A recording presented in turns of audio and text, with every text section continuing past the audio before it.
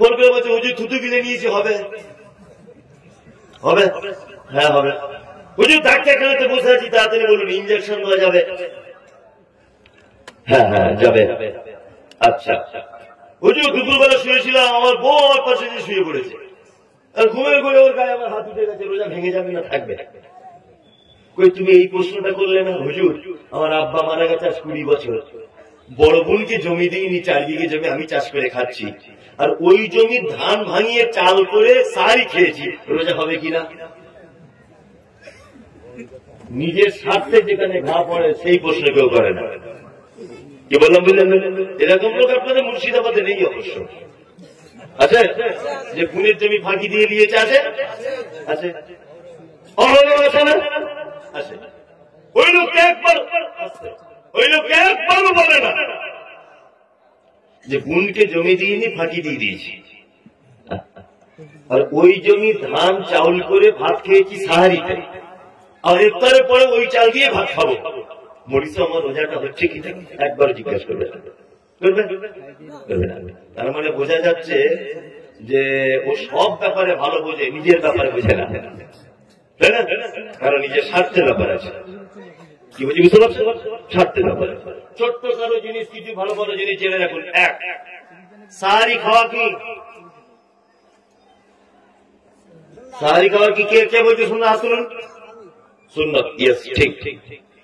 কেউ যদি একদিন ঘুম ভাঙলো না, সাহারি খেতে পারলো না, তবু রোজা হবে, সমস্যা নেই। ইচ্ছাকৃত করবেন না, অনিচ্ছাকৃত। থুতু যদি কেউ গিলে নেয় রোজা হবে, ইঞ্জেকশন যদি কেউ দেয় রোজা হবে। কি বললাম বুঝলেন না? ডাক্তারকে ব্লাড দেবে রোজা হবে, কোনো সমস্যা নেই। কেটে গেল, রক্ত একটু বার হয়ে গেল, রোজা হবে। দিনের বেলা মেসওয়াক করলেন, রোজা হবে। বিয়ার মুখে গন্ধ হচ্ছে, ব্রাশ করবে, রোজা হবে, কোনো সমস্যা নেই। এক কথাতে এই জায়গাটার ভিতর দিক দিয়ে ভিতরে কিছু মাল চলে গেলে, আর ওটা যদি ক্ষুধা নিবারণের উদ্দেশ্য হয় তাহলে আর হলো না। কি বলি বুঝতে পারছেন? সহজ জিনিস জানা হয়ে গেল। আর একটা জিনিস আপনি জেনে যান, রমজান মাসে আমাদের আর একটা অধ্যায় আছে, তার নাম যাকাতুল ফিতর, অর্থাৎ ফিতরা। ফিতরা আছে না? আছে তো?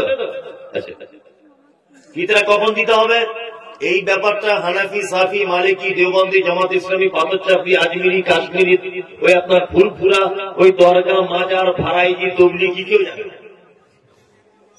জানে সবাই, আমল করে না।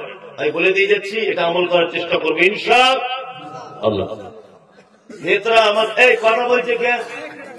কথা বলবেন না, আমি গুরুত্বপূর্ণ কথা বলছি, কথা বলি আমার দিকে বেরোন। অনেক সময় আমরা ফেতরা কেন দিই এটা আগে জানতে হবে, হবে কি হবে না? কেন ফেতরা দিই বলুন? ইয়েস, রমজান মাসে রোজা রাখতে গিয়ে যদি ছোটখাটো কোনো ভুল ত্রুটি হয়, তাহলে ফেতরার মাধ্যমে সেই ভুল ত্রুটিগুলো কি হয়? মাফ করে দেওয়া হয়। অনেক লোককে দেখেছি 15টা রোজাতে ফেতরা দিয়ে দিয়েছে। অনেক লোক দেয় কি জানেন? আবার যারা হানাফি মাযহাব মেনে চলে, যারা মুকাল্লিদ, কি বলা বুঝলেন, যারা তাকলিদ করে, হানাফি ভাইরা তো আবার রোজার প্রথম দিন থেকে শুরু করে। আমি একটা যুক্তিতে একটা কথা আপনাকে বলি, 15টা রোজাতে আপনি কি দিলেন? ফেতরা দিলেন। আচ্ছা বলুন, এখনো তো 15টা রোজা বাকি আছে আপনার, তাহলে এর মাঝখানে তো আবার ভুল ত্রুটি হতে পারে কি পারে না? পারে। আগে ফেতরা দেওয়ার কোন যুক্তি আছে না? নেই। তাহলে আল্লাহ রাসূলের সুন্নত কি? সুন্নত ঈদগাহে যাওয়ার আগে আল্লাহ নবী সাল্লাল্লাহু আলাইহি ওয়াসাল্লাম ফেতরা বার করে দিয়ে তবে তুমি ঈদগাহে যেতে দেবে। তবে ওলামাদের মতামত হচ্ছে এই, গরিব মানুষ যাতে বিশেষ উপকৃত হয়, ওই জন্য রোজার ঈদে 2-1 দিন 3 দিন আগে পর্যন্ত ফেতরা দেওয়া যাবে। এইবার ফেতরা দেব কি? ফেতরা খাদ্যদ্রব্য দিয়ে দেবেন। কি বললাম বুঝলেন? চাউল দিয়ে দেবেন। আমাদের প্রধান খাদ্য কি? ভাত। চাউল দিয়ে দেবেন সবাই। যদি বলছে মনীষ এত চাউল গরিব মানুষকে কি করবে, তো ওর চাউলের সম্পর্কে তোমার এত টেনশন কিসে? 11 মাস জোর খাওয়া হয়নি, তুমি খোঁজ নিয়েছিলে? তুমি এত ভাবতে যাচ্ছ কেন ওর ব্যাপারে? একটা কথা মাথায় রাখবেন, ইবাদত ইবাদত এর কোন পদ্ধতি কখনই চেঞ্জ করা যাবে না। ফিতরা একটি ইবাদত। আল্লাহ রাসূল সাল্লাল্লাহু আলাইহি ওয়াসাল্লাম খাদ্য দ্রব্য দিয়ে দিয়েছেন, আপনাকে এইটা দিয়েই দিতে হবে, এটা একটি ইবাদত। নাম্বার 2 নম্বরটা জেনে নেন, ফিতরা জমা করবেন কোথায়? এই জায়গাটা খুব গেলা কাজ। প্রথমে আমাদের বুঝতে হবে সুন্নত পদ্ধতি কোনটা, এটা জানতে হবে। আমি মমতাজুল ইসলাম এটা মাইকে বলে দিয়ে গেলাম, সোশ্যাল মিডিয়াতে কালকে লাখ লাখ লোক দেখবে। আমি তদন্ত করে গবেষণা করে পড়াশুনো করে জেনে বুঝে তবে এই কথাটা বলছি, আপনি আমার কথা কাটবেন না। একা নিজের ফিতরা নিজে একা দেওয়া সুন্নত, মাথায় থাকবে। যদি বলছেন মনি সাহেব তাহলে মসজিদে এক জায়গায় করা যাবে না, এক জায়গায় করা যাবে। যার কাছে এক জায়গায় করবেন সেই মোড়ল যদি ইমানদার লোক হয়, আর মোড়ল যদি এই দায়িত্ব পালন করে যে রোজার ঈদের চাঁদ ওঠার আগে সমস্ত ফিতরা বিলি বন্টন করে দিব, গরিবদের মাঝখানে সব বুঝে দিব, আর এই কারণে ওই মোড়লের কাছে ফিতরা জমা করা যাবে। যে ফিতরা ইমানদারিতার সাথে মোড়ল ঈদের চাঁদ ওঠার আগে পর্যন্ত গরিব মানুষদের বাড়িতে পৌঁছে দিবে, এই মোড়ল বা এই মসজিদ কমিটির কাছে জমা করা কি যাবে। আর যে মসজিদ কমিটি ঈদ হয়ে যাবার 13-14 দিন পরে ফিতরা বিলি করছে, এই মসজিদ কমিটিকে ফিতরা জমা করা যাবে না। মনে থাকবেন, কোন সরকার গল্প নেই এখানে। যে সরকার মুহাম্মদ সাল্লাল্লাহু আলাইহি ওয়াসাল্লাম আমাদের মূল কথা কি বলছি বুঝতে পারছেন না? যে সমস্ত যে সমস্ত সর্দার ভাইরা আছেন, ফিতরা জমা হবে, ফিতরা জমা হবে, আর ওই জমা ফিতরা চাঁদ ওঠার আগে আগে গরিব মানুষদের বাড়িতে পৌঁছে দেবেন সর্দারেরা। এটাই হচ্ছে সুন্নত। আপনি মানবেন না মানবেন আপনার, আপনি 1.5 মাস ধরে বলি করি, আমি আপনাকে গাল দিতে যাবো না, মারতেও যাবো না। সুন্নত যেটা সেটা বলে দিলাম, কি বলছি বুঝতে পারছেন? আপনি মানলে মানুন, না হলে ছেড়ে দেন, কোন সমস্যা নেই। তো কথা বলে কোনো দরকার নেই। কোন সর্দার যদি এই কাজে যুক্ত থাকে, এখানে যদি থাকেন সর্দার সাহেব, অবশ্যই আপনি গরিবের বাড়িতে ফিতরাটা চাঁদ ওঠার আগে পৌঁছে দেবেন। তার মাল আটকে রাখার অধিকার আপনার নেই। ফিতরা কেন? গরিব মানুষ আপনার ঈদের আনন্দে যাতে অংশগ্রহণ করতে পারে, আপনার বাচ্চা যে নতুন জামা পড়েছে তার বাচ্চাও যেন পড়তে পারে, আপনি ঈদের দিনে যে লুঙ্গি দামি পড়েছেন ও যেন সেই ঈদের লুঙ্গিটা পড়তে পারে, দামি লুঙ্গি। এই কারণেই আল্লাহ রাসূল ফিতরার ব্যবস্থা করেছেন। আপনি কেন, কোন নিয়মে, কোন পদ্ধতিতে আপনি তার ফিতরাকে আটকে রাখলেন? তার বাড়িতে পৌঁছে দিতে হবে, এটাই হচ্ছে সুন্নাত। আমরা সঠিকটা মানার চেষ্টা করবো ইনশাআল্লাহ, ইনশাআল্লাহ, ইনশাআল্লাহ। আর একটা দুটো মসলা মাসাইল আপনাদেরকে বলে দিই, এগুলো জেনে রাখলে খুব উপকার হবে। অনেক সময় আমরা গ্রাম্য বাংলার মানুষ একটা কথা বলি, কেউ যদি ইচ্ছা করে একটা রোজা যদি ভাঙে, সারা জীবন রোজা করে ওইটা শোধ করা যায় না, বক্তব্য দেয় না, আর লোকও তাই ভাবে। জি না, এটা মিথ্যা কথা। সত্য কি, আপনি রমজান মাসে রোজা রাখতে পারেননি, ইচ্ছা করি একটা রোজা ভেঙে দিয়েছেন। কি করে ভেঙেছেন? ভাত খেয়ে, খিদে লেগেছিল, ভাত খেয়ে ফেলেছেন। চায়ের দোকানে গিয়ে নেশা সামলাতে পারেনি, চা পান করে গিয়েছেন। আপনি একটা ফরজ ইবাদত ছেড়ে দিয়েছেন, এটা কাবিরা গুনাহ করেছেন। কি বললাম বুঝলেন? এই গুনার জন্য আপনি আল্লাহর কাছে তওবা করুন, ইনশাআল্লাহ আল্লাহ আপনাকে ক্ষমাশীল, ক্ষমা করে দিবেন। একটা রোজা ভেঙেছি বলে সারা জীবন রোজা করতে হবে, তাও শোধ করা যাবে না, এটা মিথ্যা কথা। খাদ্য দিয়ে, মানে খাবার জাতীয় জিনিস দিয়ে যদি কেউ রোজা ভাঙে, তাহলে তার কাফারা এটাই যে সে কাবিরা গুনাহতে লিপ্ত হলো, দোয়া করতে হবে, আল্লাহ তার ক্ষমা করে দিবেন। শুধুমাত্র রোজা যদি স্বামী স্ত্রী মিলন করে যদি কেউ ভাঙে, তার কাফারা আছে। দুপুরবেলাতে স্বামী স্ত্রী শুয়েছিল, কোন কারণে মানে সে স্বামী স্ত্রীর মিলনে লিপ্ত হয়ে গেছে, দুজনেরই রোজা ভেঙে গেছে, ফরজ রোজার সময়, এর জরিমানা আছে। জরিমানা কি? ওই যে গোলাম আজাদ করতে হবে, 60টা রোজা রাখতে হবে, না হলে 60টা মিসকিন খাওয়াতে হবে। 30টা রোজাতেই যদি এই ঘটনা ঘটায়, তাহলে 60টা আরো পারবে। 30টাতেই যদি এই ঘটনা ঘটিয়ে দেয় 60টার পারবে? তার মানে সব থেকে ভালো আমাদের বর্তমানে যৌবনের যা চাহিদা, রমজান মাসে আমার মনে হয় এসব আলোচনা না করাই ভালো, তবুও করে দিচ্ছি, স্বামী স্ত্রী একটু দূরে থাকাই ভালো, একটু দূরে থাকা ভালো। কারণ বাই চান্স শয়তান তো ইচ্ছা করে সব সময়ই আপনাকে মনে কুমন্ত্রণা দেবে। কি বললাম বুঝলেন না? তারপর ইফতারি করার থেকে নিয়ে সাহারি পর্যন্ত আপনি আপনার স্ত্রীর কাছে গমন করুন, কোনো সমস্যা নেই, কোনো সমস্যা নেই। এইবার আপনাদেরকে আর একটা কথা বলে দিই, আমাদেরকে আল্লাহ রোজা ফরজ করেছেন কেন, এটা জানা লাগবে কি লাগবে না? লাগবে। আল্লাহ তাআলা বলছেন, ইয়া আইয়ুহাল্লাযীনা আমানু কুতিবা আলাইকুমুস সিয়াম কামা কুতিবা আলাল লাযীনা মিন ক্বাবলিকুম লাআল্লাকুম তাত্তাকুন। তোমাদের জন্য সিয়াম ফরজ করা হয়েছে। রোজা কি ফরজ? কেন ফরজ করা হলো? আল্লাহ বলছেন লাআল্লাকুম তাত্তাকুন, যাতে তোমাদের ভিতরে পরেশগারিতা জন্ম হয়, যাতে তোমাদের ভিতরে তাকওয়া আল্লাহ ভীতি জন্ম হয়। এই আমি একটা যুক্তি দিয়ে কথা বলছি, দেখুন কত মজা লাগে। আচ্ছা, এই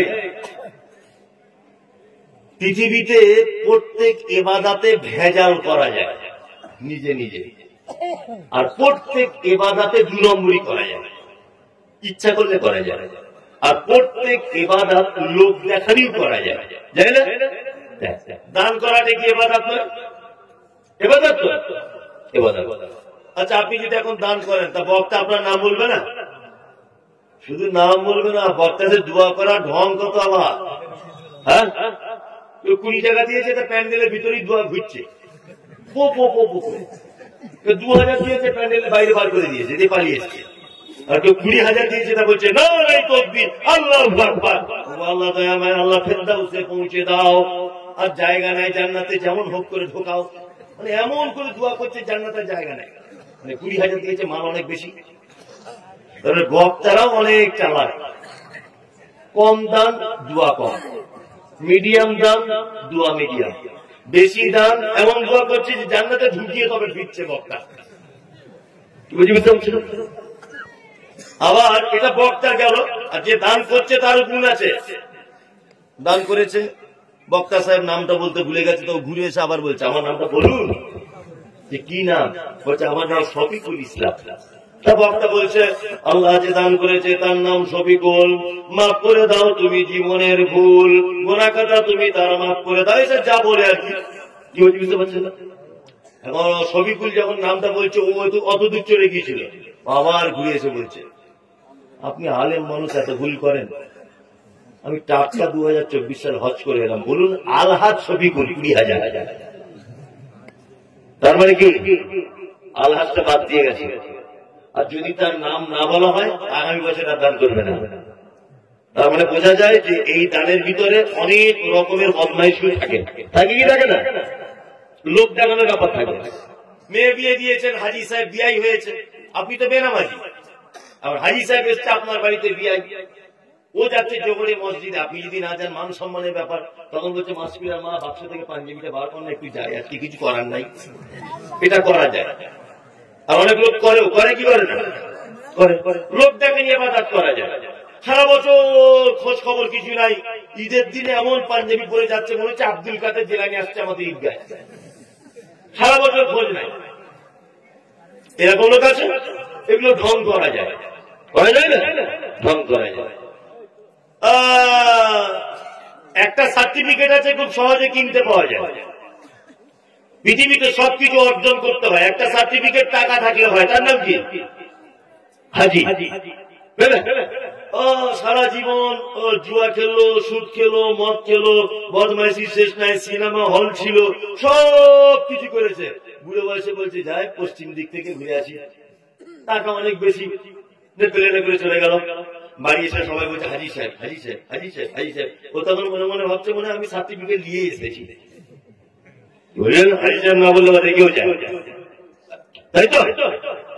এটাও কিন্তু অনেক সময় চালাকি করে করতে পারা যায়। এর একটা নিদর্শন থাকে, থাকে না? খেজুর আনে, পানি আনে, তসবি আনে, আবার বড় পাঞ্জাবি পরে, যে নামাজ পড়ে তার একটা নিদর্শন থাকে, থাকে না? এই জায়গাটায় কালো দাগ হয়, কালো এই জায়গাটায় ঘাটা পড়ে যায়, যায় না? মানে পৃথিবীতে প্রত্যেক ইবাদত মানুষ দেখানো যায়, তাই না? একটি মাত্র ইবাদত আছে, ইবাদতটা শুধু মানুষ আল্লাহর ভয়ে করে, তার নাম কি? রোজা। এক সাহারি থেকে ইফতার পর্যন্ত পানি টানি খাওয়া যাবে, একটু হালকা পানি পান করা যাবে, হালকা ফিরি টানা যাবে না, কিছু যাবে না, ভালোই তো আপনারা জানেন। তাহলে সব চিপচি তাহলে টানা ফিরি যাবে না, খাওয়া যাবে না, তাই তো?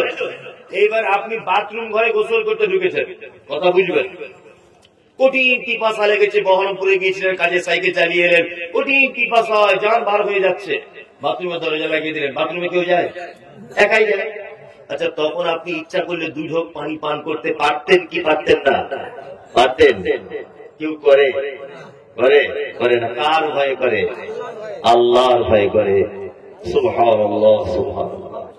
পৃথিবীতে একটি মাত্র ইবাদত, যে ইবাদতে কোনো চালাকি চলে না, কোনো 2 নম্বরই চলে না, লোক দেখানো চলে না, চিটিংবাজি চলে না, ফেরেববাজি চলে না, তার নাম রোজা। কি বুঝতে পারছেন? এটা মানুষ কার ভয় করে? আল্লাহর ভয় করে। আর সত্যি মানুষ আল্লাহর ভয় করে। রমজান মাসে দেখবেন কিছু লোক পুরো ফেরেশতা,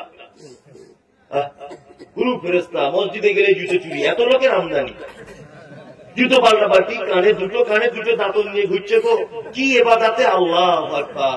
ঠিক 27টা রোজায় বহরমপুরে সিনেমা হল থেকে অনলাইনে টিকিট বুক করে রেখেছি, ঈদের দিনে দেখতে যাবে, তাই এরকম লোক আছে।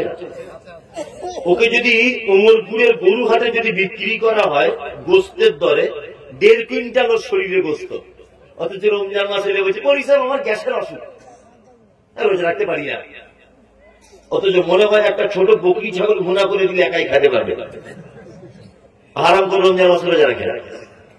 মেয়েটার বয়স 16 বছর। তোমার মাকে বলছি কি ব্যাপার ভাবি, কি ব্যাপার চাচ্ছি, তোমার মেয়ে রোজা রাখলো না? বলছে আমার কচি মেয়ে কি করে রোজা রাখবে, ভোরবেলা উঠতে পারে না। 17 বছর বয়স, বিয়ে দিলে কাল সকালে ছেলে হবে। তুমি বলছো তোমার মেয়ে বাচ্চা, ও মেয়েকে আমি চিনি না। স্কুল খোলে 11টায়, তোমার মেয়ে বাড়ি থেকে বার হয় 9:30টায়, এই 1.5 ঘন্টা করে কি? এখনো তুমি বলছো আমার মেয়ে বাচ্চা। তোমার মেয়ে রাতের বেলা মোবাইলে SMS করে, চ্যাটিং করে, ভিডিও করে, কথা বলে, আমরা বুঝি না? তোমার মেয়ে এখনো বাচ্চা, 17 বছর বয়স হয়, আর ওর মা ওকে সাপোর্ট দিচ্ছে, আমার কচি মেয়ে কি করে রোজা রাখবে হুজুর। আশ্চর্য। এই সমস্ত ভণ্ডামিগুলো হয় কি হয় না? হয়।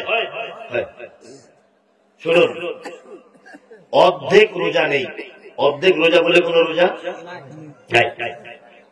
যেমন আমার মাদ্রাসা রমজান মাসে খোলা থাকবে, রমজান মাসে আমার মাদ্রাসা টোটাল খোলা থাকবে, ইফতারি হবে, সাহারি হবে, সব হবে, রমজান মাসে কোনো ছুটি নেই। তা যারা একদম বাচ্চা, কোরআনে হিফজের মাদ্রাসা, একদম যারা বাচ্চা, ওই 5 বছর 6 বছর বয়সের ছেলেরা ভর্তি হয়েছে, তো ওরা তো রোজা রাখতে পারবে না। পারবে বলুন? পারবে না। ওদেরকে আমি সব কালকে বসিয়ে মাদ্রাসায়, আমার মাদ্রাসায় বুধবার বৃহস্পতিবার জলসা, কাল বা পরশু দিন, আমি ওদেরকে বলে দিয়েছি যে তোমাদের রোজা কারো 10টা পর্যন্ত আর কারোর 12টা পর্যন্ত ইফতার, তোমাদের 12টায় কারো ইফতার হবে, কারোর 10টায়। তোমাদের কারোর অর্ধেক রোজা, আবার কারোর তার অর্ধেক রোজা। 10টা পর্যন্ত পানি টানি কিছু খেতে পারবে না, যে খাবে সিসি ক্যামেরায় দেখতে পারে তার চামড়া তুলে দেবো। আচ্ছা, এই 10টা পর্যন্ত কারা কারা রোজা করবে? 20 জন হাত তুলেছে, হুজুর আমরা সবাই করবো 10টা পর্যন্ত। আচ্ছা বলো 12টা পর্যন্ত কারা? আরো 20 হাত তুলেছে, ধরে নেন হুজুর আমরা। আসলে অর্ধেক রোজা নয়, এটা হচ্ছে ওদের ট্রেনিং। কি বলে বুঝলেন না? যাতে আগামী বছরও 2টো করতে পারে, তারপরের বছর আবার 2টো করতে পারে। এটা কি ট্রেনিং? আপনার বাচ্চাকে আপনি ট্রেনিং দেবেন, ভোরবেলা কত তুলবেন? 7 বছরের বাচ্চা তাই কি তুলুন, ওকে সাহারি খেতে বলুন, যে 2টো খাজুর খাও মা, 2টা খাজুর খাও। তুমি মা 12টা পর্যন্ত রোজা ভেঙে দেবে, তোমার খুব বড় নেকি। আর তুমি যদি না করো না, আল্লাহ তোমার জিভ কেটে দেবে, আল্লাহ তোমার চোখ কানা করে দেবে, ভয় দেখাবেন। তার মানে অভ্যাস করবেন, ওকে ট্রেনিং দেবেন। মাঝে সাঝে ওকে চেক করবেন, বাবু কিছু খেয়ে নাওনি তো? হ্যাঁ, তুমি ওরা চকলেট খাচ্ছিলে না? না আমি খাইনি তো। আচ্ছা মা খেও না, তুমি 12টার সময় আজান হলে তারপর তোমার ইফতার। এইভাবে বাচ্চাদেরকে ট্রেনিং দিতে হবে। সাহাবায়ে কেরামগণ এইভাবে বাচ্চাদের ট্রেনিং দিতেন। কি বলছি বুঝতে পারছেন? আর আমাদের তো গোড়াই খারাপ, তার গাছে ফল ধরবে কি করে? ওর বাপই তো রোজা রাখে না, ওর বাপই রোজা রাখে না। আমাদের পাড়া গ্রামের একটা খারাপ কথা আছে যে শাশুড়ি যদি দাঁড়িয়ে মোটে, বৌমা ঘুরিয়ে মোটে। এটা আমাদের পাড়া গ্রামের কথা। তা বাপই যদি রোজা না রাখে, ওর বেটা জীবনে আর ওকে দেখে শিখবে? হ্যাঁ, বাপ ভালো তার বেটা ভালো, মা ভালো তার ঝি, গাই ভালো তার দুধ ভালো, গাই ভালো তার বাছুর ভালো, দুধ ভালো তার ঘি। একটা কথা আছে, মা যেমন হবে দেখবেন মেয়ে ঠিক তেমন হবে, বাপ যেমন হবে দেখবেন বেটা ঠিক তেমনই হবে, হবার চান্স বেশি। আপনাকে দেখে আপনার বেটা শিখবে, আপনাকে দেখে আপনার কি শিখবে? বেটি শিখবে। ইনশাআল্লাহ আমরা রমজানের জন্য প্রস্তুতি নেব। ইনশাআল্লাহ সবাই ইনশাআল্লাহ 30টা রোজা রাখবো। ইনশাআল্লাহ ইনশাআল্লাহ আল্লাহ আমাদের তৌফিক দান করো। আমিন আমিন। আচ্ছা, তাহলে রমজানের ব্যাপারটা পাঠ শেষ। আমি বলেছিলাম 1 ঘন্টা করে বলবো, বলি বাবা 1 ঘন্টা প্রায় 10 মিনিট হয়ে গেল এই রমজান সম্পর্কে বলতে। এটা বললে তো আরো অনেক টাইম লাগবে। আমি এবারে নফল দান সম্পর্কে আরো আপনাদেরকে কিছু হাদিস এবং কোরআন এবং যুক্তি দিয়ে বোঝানোর চেষ্টা করব। নফল দান আর নফল রোজাটা কেন বলছি বুঝতে পেরেছেন? যে আল্লাহর রাগকে ক্ষমা করা যায়, তাই না? অনেক জরিমানার কাফারা, তাই তো? এবার আমার দিকে ফিরুন। কথা বলছেন কেন? আমার দিকে ফিরতে হবে। প্রথমে আপনাদেরকে বলবো, বলুন দান আর সাদকা এটা এক না আলাদা? কে বলছে আলাদা আলাদা? পুরস্কার ব্যবস্থা আছে, বলুন কে? বলুন যে আমি বলেছি, আমি তো মারবো না আপনাকে, বলুন। ও বলেছে না? দান আর সাদকা আমরা অনেক জনাই জানি, এখানে যতজন বসে আছি প্রায় মানুষ জানি আলাদা। আমি মুমতাজুল ইসলাম আপনাদের ভুল ভাঙাতে এসেছি। যার নাম লাউ তার নাম কদু। আরবিতে বলে সাদাকা, বাংলায় বলে দান। যার নাম দান তার নাম সাদাকা। একটা জিনিস জানা হয়ে গেল, দান আর সাদকা একই। নাম্বার 2, ফরজ দান আছে আর নফল আছে। ফরজ কি? ফরজ হচ্ছে সংসার পাতি চালানোর পর 1 লক্ষ টাকা বাঁচলো, 2.5% জাকাত, এটা কি ফরজ? আপনি দিতে বাধ্য। এইবার সাধারণ দান কোনটা? এই জলসাতে চাঁদা তোলা হচ্ছে, আগামী বছরে যাতে জলসা হয় এই খরচার জন্য, এটা দান নাম নাকি? সাধারণ দান। আবার দান 2 ভাগে বিভক্ত। কয় ভাগে? 2 ভাগে বিভক্ত। একটা সাধারণ দান আর একটা সাদকায়ে জারিয়া। কি বললাম বুঝলেন? এখন সাধারণ দান, আপনি বহরমপুর হোটেলে ভাত খেতে ঢুকেছেন, একটা বাচ্চা ছেলে বলছে বাবু কিছু দাও না, বাবু কিছু দাও, বাবু কিছু দাও। আপনি বাচ্চা ছেলেটাকে হাতে করে ধরে হোটেলের ভিতরে নিয়ে গেলেন, তাকে কিছু খাইয়ে দিলেন। আচ্ছা, এটা দান কি দান নয়? দান। এটা সাধারণ দান। আর সাদকায়ে জারিয়া যে দানের ধারাবাহিকতা বজায় থাকে, এর নাম কি? সাদকায়ে জারিয়া। এখানে আমি একটা কথা বলবো, এটা মসজিদের উন্নতি করবে স্যার, কারণ এই কথাটা মনে হয় না বলাই ভালো, কমিটির লোক রেগে যাবে। কিন্তু রেগে গেলেও হবে না, আমি সত্যিটা বলে সত্যিটা বলবো। কি বলবো? আচ্ছা, আমার পাতলা পায়খানা হচ্ছে খুব, ধরে নেবে মোটামুটি 12-13 বার হয়েছে, বা একটা ছেলে হচ্ছে ধরে নেবে 12-13 বার। যে মাঠে পায়খানা করছে সে একদম আগলা হয়ে পাচা খুলে, এখন পাচা খুলে যেই বসেছে ওখানে একটা বিষাক্ত সাপ ছিল, সাপ ওর পাছাতে কামড়ে দিয়েছে। ও দৌড়াতে দৌড়াতে দৌড়াতে দৌড়াতে ফটিক ডাক্তারের কাছে গেছে। ফটিক ডাক্তার কি বলছে, ডাক্তারবাবু কি সর্বনাশ হলো, কি সর্বনাশ হলো? বলছে কি হলো? বলছে আমার পাতলা পায়খানা হচ্ছে, থাকতে পারিনি, মাঠে গিয়ে যেই লুঙ্গিটা তুলে বসেছি একটা সাপ এসে কামড়ে দিয়েছে, তাড়াতাড়ি করে ঔষধ দেন। আচ্ছা বলুন, ডাক্তার যদি অরিজিনাল হয় পাতলা পায়খানার ওষুধ আগে দেবে না সাপের বিষের জন্য আগে ওষুধ দেবে? কোনটা? হ্যাঁ, পায়খানা ওরা আরো 4 বার হলেও বেঁচে থাকবে, তাই না? কিন্তু সাপের বিষের ওষুধ না দিলেও মারা যাবে। তার মানে শুধু ডাক্তার হলে হবে না, কোন ঔষধ কখন দিতে হবে এই জ্ঞান থাকতে হবে। টাকা আছে বলে দান করে দেবো, সাদকা জারিয়া করে দেবো, এটা নয়। সাদকা জারিয়া কোন জায়গাটায় করা উত্তম এটা আমাদের জানা লাগবে কি লাগবে না বলুন? লাগবে, লাগবে। মসজিদ কমিটি ভাই আপনারা রাগ করবেন না, আমি আল্লাহর রাস্তে আপনাকে বলছি, রাগ করবেন না, একদম করবেন না। আমি একদম বাস্তব চিত্রটা আপনার যাতে কল্যাণ হয় সেই জন্য আপনাকে বলছি। আচ্ছা, মসজিদে আপনি 5 কুইন্টাল রড দান করলেন, 5 কুইন্টাল রড। আচ্ছা বলুন তো এটা সাদকা জারিয়া কি জারিয়া নয়? জারিয়া, জারিয়া। আচ্ছা 100 বছর পরে এই মসজিদ ভেঙে দেওয়া হবে কি হবে না? আবার অন্য মসজিদ নতুন করে হবে, 100 বছর পরে পুরাতন হয়ে যাবে, তারপর নতুন। তাহলে 100 বছর পরে আপনার ওই রড আর মসজিদে থাকবে? ভাঙড়িওয়ালার কাছে চলে যাবে। তাহলে আপনার এই নেকির বয়স 100 বছর, তাই না? সাদকা জারিয়া। এবার আপনি মাদ্রাসায় একটা ছেলে কোরআনের হাফেজ হচ্ছে, তাই না? এই ছেলেটা হাফেজের জন্য আপনি 200 টাকা দান করেছিলেন, আপনার ওই টাকাটা খেয়ে ও হাফেজ হচ্ছে। বলুন ও কোরআন পড়লে আপনি নেকির ভাগ পাবেন কি পাবেন না? পাবেন। ও হাফেজ হয়ে ও একটা মাদ্রাসায় চাকরি করছে, ও আরো 10 জনকে হাফেজ বানাচ্ছে, তারা আবার 10 জনকে বানাবে, তারা আরো 10 জনকে বানাবে, তারা আরো 20 জনকে বানাবে। এইভাবে কোরআনের শিক্ষার পদ্ধতি কিয়ামত পর্যন্ত থাকবে কি থাকবে না? থাকবে। কিয়ামত পর্যন্ত যত ছেলে কোরআনের হাফেজ হবে এর মাধ্যমে কিয়ামত পর্যন্ত আপনার অ্যাকাউন্টে নেকি জমা হতে থাকবে ইনশাআল্লাহ। তার মানে বোঝা যাচ্ছে সাদকায়ে জারিয়ার সব থেকে উত্তম জায়গা হচ্ছে কোরআন তেলাওয়াতের শিক্ষার ব্যবস্থা আছে যেখানে, ওইখানে সাদকায়ে জারিয়া করতে হবে। উত্তম সাদকায়ে জারিয়া। আমি মসজিদে দান করতে মানা করিনি, তবে প্রয়োজন বুঝতে হবে কোন জায়গা আমার লাভ আর কোন জায়গায় লস। আল্লাহ নবী সাল্লাল্লাহু আলাইহি ওয়াসাল্লামের হাদিস, মৌমাছির মতো দেখতে বাড়িতে একটা পোকা বাসা বাঁধে, একাই থাকে। বাথরুম ঘরে, রান্না ঘরে দেখবেন বাসা করে মাটি দিয়ে, এক ফোঁটা পানি দিলে বাসাটা ভেঙে যায়। ওটা কি পোকা বলে? ডুবড়ো পোকা। তোর বয়স কত? বিয়ে করেছিস? সাংঘাতিক বুদ্ধি তো। ভেমরুল না, না, ও যেটা বলেছে ওটা ঠিক, আপনার তো হয়নি। ভেমরুল বলে, ভেমরুল তো কালো না, ওটা বড়টাকে বলে। আর একটা আছে দেখবেন পাছার দিকে মোটা মতো, মাঝখানের দিকে সরু, আর মাথাটা আছে, ও একাই বাসা বাঁধে মাটি দিয়ে, ছোট্ট করে একটুখানি কালো টাইপের, তাই না? এই শব্দটাই হাদিসে এসেছে। আল্লাহ নবী বলছেন কেউ যদি তার নিজের টাকা দিয়ে এই মাটি তোলার ওই পাখিটার বাসার মতো একটুখানি মসজিদ যদি নিজের টাকা দিয়ে কেউ যদি উঁচু করে দেয়, আল্লাহ তার জন্য জান্নাতে রাজপ্রাসাদ তৈরি করবে। কি বলছি বুঝতে পারছেন?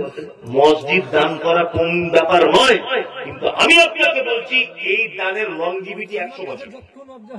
কিন্তু কোরআনের শিক্ষার ব্যবস্থা যেখানে আছে তার লংজিভিটি কিয়ামত পর্যন্ত। কি বললাম বুঝতে পারছেন? এইবার আপনাদের আর একটা কথা বলি, দান আমাদেরকে করতে হবে কেন? কেন দান করবেন আপনি?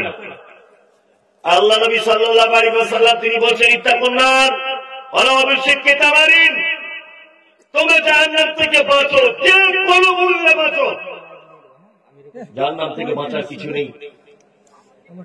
তুমি একটা খাজুর খাচ্ছিলে, ওই খাজুরের একটু অংশ তোমার হাতে আছে, ওই অংশটা তুমি আল্লাহ রাস্তায় দান করে দাও, তার বিনিময়ে তুমি জাহান্নাম থেকে বাঁচো। তবুও তোমাকে বাঁচা লাগবে। কি বললাম বুঝলেন? আর একটা আপনাকে বলি, আপনি দান করবেন কেন?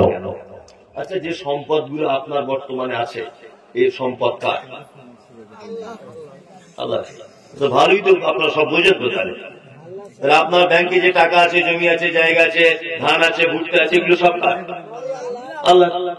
এবার আমি একটা কথা বলছি, তোমার কাছে আমার 20,000 টাকা জমা রাখো, কালকে যদি বলি যে তুমি আমায় টাকাটা ফেরত দাও, তাহলে তুমি দেবে না রেখে দেবে? কোনটা দেবে? যদি রেখে দাও তাহলে তুমি লোক ভালো না খারাপ? আপনি লোক খারাপ তাহলে, তাই তো? আচ্ছা, এবার আল্লাহ একটা শব্দ ব্যবহার করছে কোরআনে, দেখুন, এইভাবে বুঝিয়ে আপনাকে কেউ বলবে না। আল্লাহ বলছেন, আনফিকু মিম্মা রাযাকনাকুম, তোমরা খরচা করো, আমি তোমাদেরকে যে রুজি দিয়েছি তার থেকে খরচা করো। তাহলে রুজির মালিক কে? সবাই বলুন রুজির মালিক কে? আল্লাহ। আল্লাহ বলছে আমি যে রুজি দিয়েছি তার থেকে তোমরা মসজিদে কিছু দান করো, তার থেকে তোমরা এতিম ফকিরকে দান করো, তার থেকে তোমরা অসহায়কে দান করো। তাহলে রুজির মালিক যদি আল্লাহ হবে তা সে তার টাকা চাইছে, আপনি দিবেন না কেন? সে তো তার টাকা চাইছে, আপনি কেন দেবেন না? আল্লাহ তো একবার বলিনি যে তোমার টাকা তুমি দান করো। আল্লাহ বলেছে আনফিকু, তোমরা খরচা করো, মিম্মা রাযাকনাকুম, আমি তোমাদেরকে যে রুজি দিয়েছি। রুজির মালিক তাহলে কে? তাহলে আল্লাহ চাইছে আপনার কাছে, তাহলে দেওয়া লাগবে কি লাগবে না? লাগবে। চাইলে তো আপনি দেন না, তার মানে আপনি লোক ভালো না, তার মানে আপনি কি? হিসাব হিসাব কি হিসাব? আরে বক্তাদেরকে এত চাওয়া লাগবে কেন? দান করো দান করো, ওকে মনে না, তাছাড়া তুমি জান্নাত পাবে না। এটা ঢং করার কি দরকার? যার মাল সে চাইতে তাহলে ফেরত দিল। আসলে আমরা কোরআনের শব্দগুলো বুঝতে পারি না, কি বলতে বুঝলেন? আর একটা জিনিস আপনাদেরকে বোঝালে দেখবেন আরো মজা লাগবে। দান কত গুরুত্বপূর্ণ জিনিস। আচ্ছা, আমাদের পাড়া গ্রামের কোন মানুষ যখন মারা যায় তখন আমরা কি করি বলুন তো? মারা যাবার আগে তার ছেলেরা, তার মেয়েরা, তার বৌমারা, তার স্ত্রীরা চারিদিকে বসে বসে না, বলে কি বলে? বাপ গো চলে যাচ্ছি গো, আর জীবনে দেখা হবে না, হাবি যাবি, তোকে ছাড়া থাকবো না, হাবি যাবো, অনেক কিছু বলে। আর একটা জিনিস করে, কি করে? পানি দেয় তার গালে, দেয় না? আপনার এখানে দেয় পানি দেয়। আচ্ছা, যে লোকটা মারা যাচ্ছে মৃত্যু যন্ত্রণায় ছটপট ছটপট করছে, ও কি পানি চায়? বড় মেয়ে তুই একটু ওই যে এই যে এই যে এদিকে টাকা দিতে, ওই দিক থেকে যাবে, যে যা দিচ্ছেন যান ওই দিক থেকে গিয়ে বসুন। আমার একটু পানি দিয়ে কলিজা ফেটে যাচ্ছে, এরকম কিছু বলে? এবার চমৎকার একটা হাদিস শুনুন, সে কি বলে? মরার আগে হাদিসটা শুনুন। আল্লাহ নবী বললেন, একটা মানুষ যখন মারা যায়, মারা যাবার আগের মুহূর্তে সে মালাকুল মউতকে নিজে চোখে দেখতে পায়। বন্ধুরে আমার, আল্লাহর নবী বলেছেন, এক গ্লাস পানি থেকে এক ফোঁটা পানি যদি মাটিতে পড়ে যায় যেমন আওয়াজ হয় না, একজন ইমানদার মানুষের আত্মাকে যখন মালাকুল মউত যখন ধরে, তার আত্মাটাকে পার করে নেয়, তার ডান দিকে, তার বাম দিকে, তার পিছনে, তার সামনে, তার বেটা বসে থাকে, বেটি বসে থাকে, তার বৌমা বসে থাকে, তার স্ত্রী বসে থাকে, কেউ বুঝতে পারে না। তার মাঝখান থেকে লোকটা দেখবেন মারা যায়।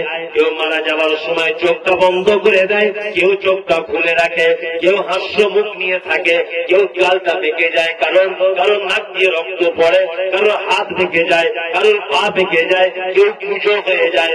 মৃত্যুর কারণে হয় কি হয় না?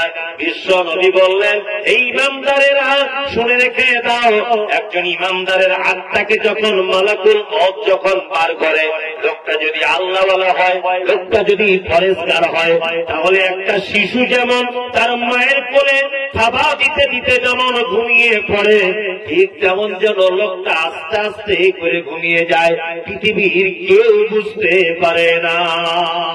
কথা বলতে বলতে অনেকজন মারা যায় না, কেউ বুঝতে পারে না। এটা কিন্তু একটা ভালো মানুষের লক্ষণ, বুঝতে পারছেন? এটা ভালো মানুষের লক্ষণ।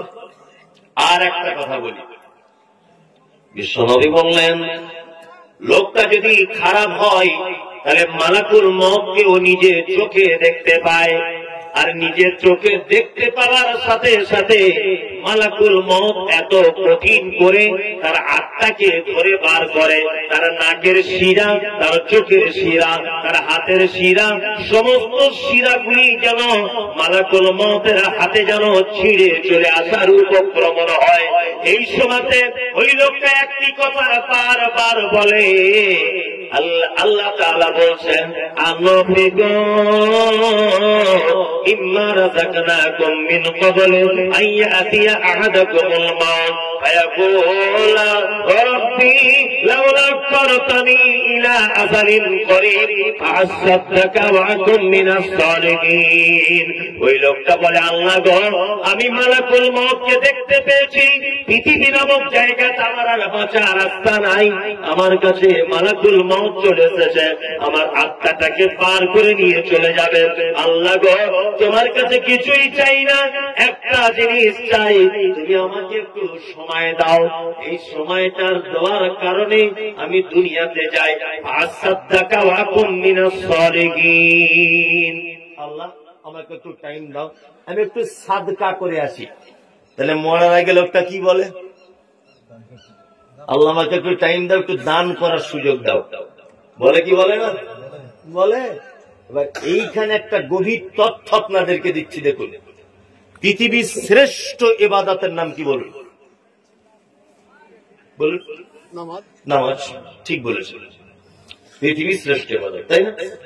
লোকটা তো এই কথাটা বলতে পারতো মরার আগে, আল্লাহ একটু টাইম দাও, 2 রাকাত নামাজ পড়ি।